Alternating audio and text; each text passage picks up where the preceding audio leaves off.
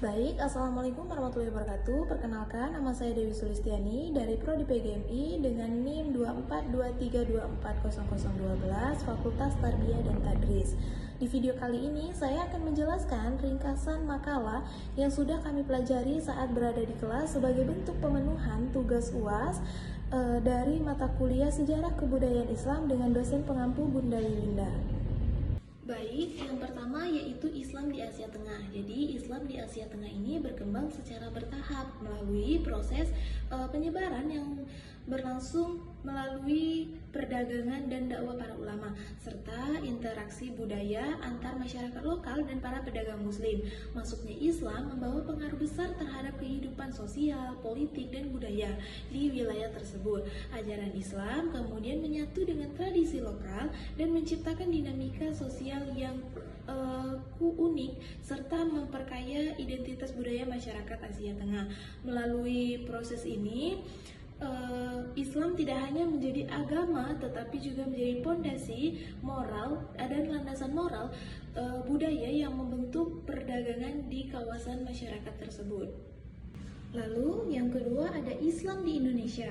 Awal penyebaran dan perkembangannya yaitu proses masuknya sendiri. Islam ke Indonesia ini terjadi melalui jalur perdagangan juga, tapi antar wilayah, kontak budaya dengan perdagangan muslim dari Arab, Persia, dan India, serta peran aktif para mubalik. Faktor-faktor seperti letak strategis Nusantara, keterbukaan masyarakat, dan kesesuaian nilai Islam dengan budaya lokal turut mempercepat penyebaran agama Islam. Peran Wali Songo sangat penting dalam memperluas ajaran Islam ini melalui pendekatan budaya dan pendidikan. Selain itu, kerajaan-kerajaan Islam seperti Samudra Pasai, Demak, kemudian Mataram, Islam juga ikut memperkuat perkembangan Islam sebagai kekuatan politik dan keagamaan di Indonesia.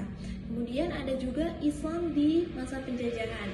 Lanjut, yaitu Islam di masa penjajahan. Nah, dinamika Islam di Indonesia ini pertama kali selama masa penjajahan menunjukkan bahwa umat Islam tetap berusaha mempertahankan identitas, pendidikan, serta aktivitas keagamaan mereka meskipun berada dalam tekanan kolonial. Berbagai organisasi Islam muncul untuk meningkatkan kesadaran dan persatuan umat termasuk dalam bidang sosial dan bidang pendidikan.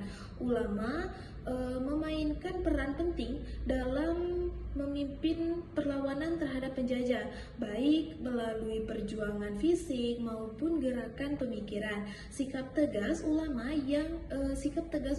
dan organisasi Islam menunjukkan bahwa agama menjadi sumber kekuatan moral dalam upaya melawan penindasan dan menjaga martabat bangsa Indonesia. Nah, kemudian yang terakhir yaitu Islam kontemporer di Indonesia. Dalam konteks modern, Islam di Indonesia ini menghadapi berbagai tantangan dan peluang seiring pesatnya perkembangan teknologi dan globalisasi. Umat Islam dituntut mampu menyesuaikan diri dengan perubahan zaman sambil tetap mempertahankan nilai-nilai keislaman. Lalu ada juga perkembangan Islam pasca kemerdekaan Indonesia. Setelah Indonesia merdeka, peran Islam semakin terlihat dalam pembangunan nasional, baik dalam aspek pendidikan, sosial, maupun politik. Umat Islam berkontribusi dalam membangun lembaga pendidikan, organisasi masyarakat, dengan program sosial yang mendukung kemajuan bangsa. Banyak tokoh muslim berpartisipasi dalam pemerintahan dan pengambilan keputusan strategis negara. Organisasi Islam turut memberikan sumbangan besar dalam upaya mencerdaskan masyarakat, menguatkan solidaritas sosial, serta menjaga nilai moral dalam kehidupan berbangsa dan bernegara.